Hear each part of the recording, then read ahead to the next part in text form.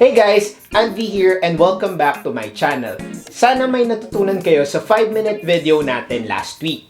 And for this week, what I'm gonna share with you is all about marketing mix. So ano ba yung marketing mix? Ano yung tinatawag na 4Ps in marketing? So ano ba yung first P ng marketing? So number 1 is product. Number 2 is price. Number 3 is place. And then number 4 is promotions. So ito yung 4 P's ng marketing. So again, before we go to the actual explanation of 4 P's of marketing, I want you guys to read first the definition of marketing mix or yung 4 P's of marketing para at least guided tayo at meron tayong fundamental knowledge about this. So guys, ngayong nabasa nyo na yung 4 P's of marketing definition, I want to start explaining the first P or yung tinatawag nating product. So yung product is basically, kailangan mong intindihin yung number 1, yung quality ng product mo. Maganda ba siya? Ano yung quality niya? And how it is faring against competition. Number 2 is that ano yung mga key selling features nitong product na to that will make you stand out in the competition. Make sure that you highlight 1 or actually 1 to 3 key features of your product. Number 3 is that design. You have to make sure also that you understand fully what is the design and the design complexibility of your products and the service that you might be offering. Very important to guys kasi diyan kino-consider kung compact ba siya, diyan kino-consider kung malaki ba siya, or diyan kino-consider kung ano yung size ng product and how you will market it. 'Di ba? Meron tayong tinatawag diyan na smallest smartphone, or 'di ba? Or meron tayong tinatawag na the most compact electric fan. So may mga ganon. So you have to make sure that you understand what is the style of your product and how the style you can take advantage of. Number 4 is that you have to understand the product's brand and as well as the packaging. Siyempre, pag nagmamarket ka na ng products and services mo, dapat maganda yung packaging niyan.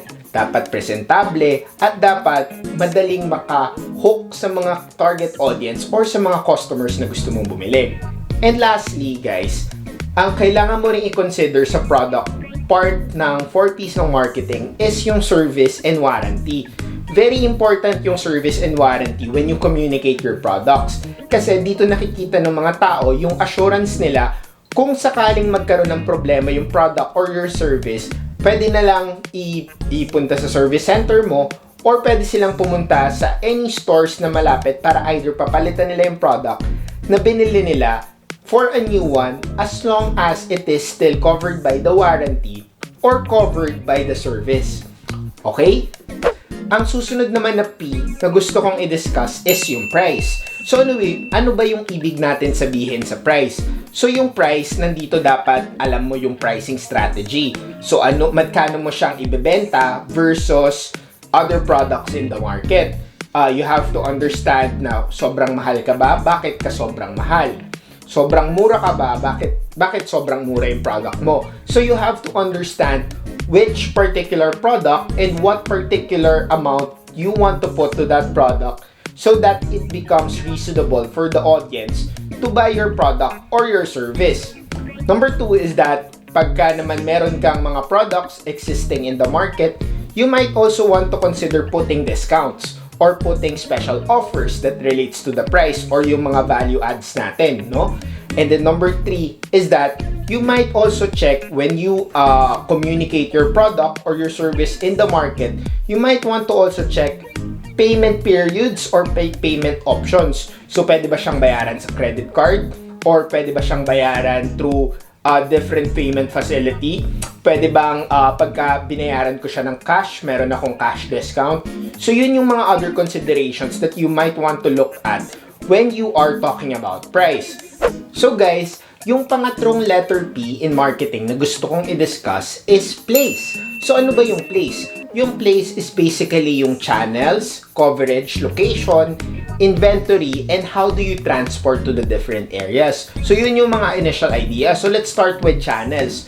So yung channels and coverage, is that you have to understand kung yung channel saan mo ilalagay. Is it available online? Is it available offline? Or is it available in retail stores, no? So yun yung mga channels that you might want to consider when you put your product. So yun yung place. And then coverage. So yung coverage niya ba, small area lang muna siya. So available lang ba muna siya sa, kunwari sa Taguig? Or available lang ba muna siya sa Manila? Or available ba siya sa buong Metro Manila? And then later on, pag nag-expand ka, magiging available siya sa North Luzon, magiging available siya sa South Luzon, and then later on again, Visayas and Mindanao. So yun yung ibig sabihin ng coverage. In terms of location, so yun nga, like what I've mentioned, geo-targeted ba yung product mo? Ibig sabihin, Metro Manila lang muna siya, then later on, Northern Luzon, and then Southern Luzon. So yun muna yung i-grow mong business, di ba? So yun yung mga considerations that you also want to take note. And at the same time, you have to make sure that your place is also where your product transports. So kasi syempre may logistics part dyan. So you have to understand transporting your product from your either warehouse or from your supplier going to the shops or to the online platforms that you need to cascade these products, no? So guys, yung pang-apat na P ng marketing is promotion.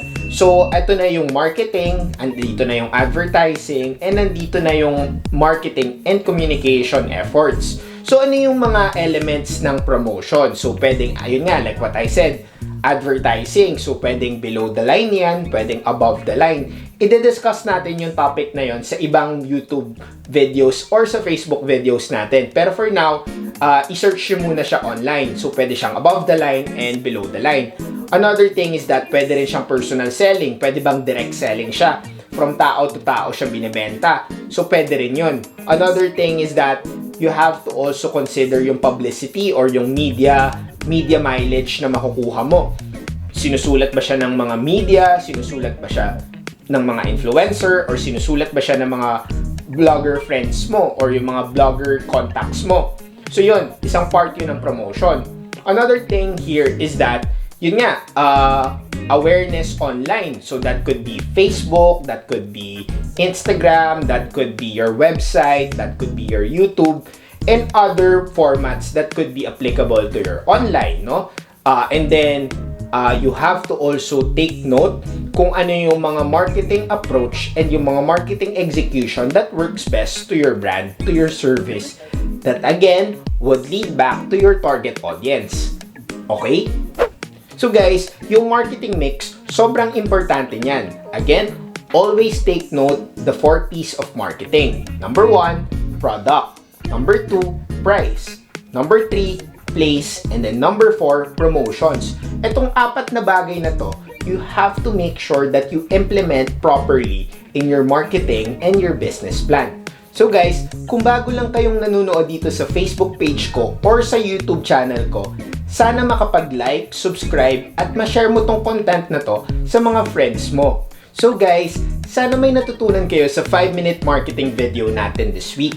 Again, kung meron kayong mga marketing strategy o mga marketing tactics na gusto nyong matutunan dito sa channel natin, comment down below at sisiguraduhin kong babasahin ko yun at bibigyan ko kayo ng mga realistic marketing solutions at mga business ideas that you can implement by yourselves. Again, I'm Anvey Factora. Thank you for watching this video and I'll see you again next week.